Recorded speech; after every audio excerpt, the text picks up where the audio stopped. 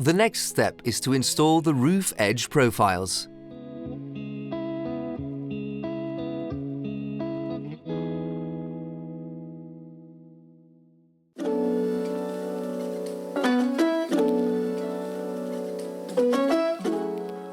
First, fix the corner profiles to the outside of the roof edge.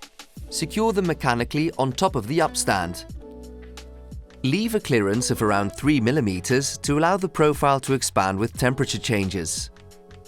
Then, cut the straight roof edge profiles to size and place them between the corner profiles.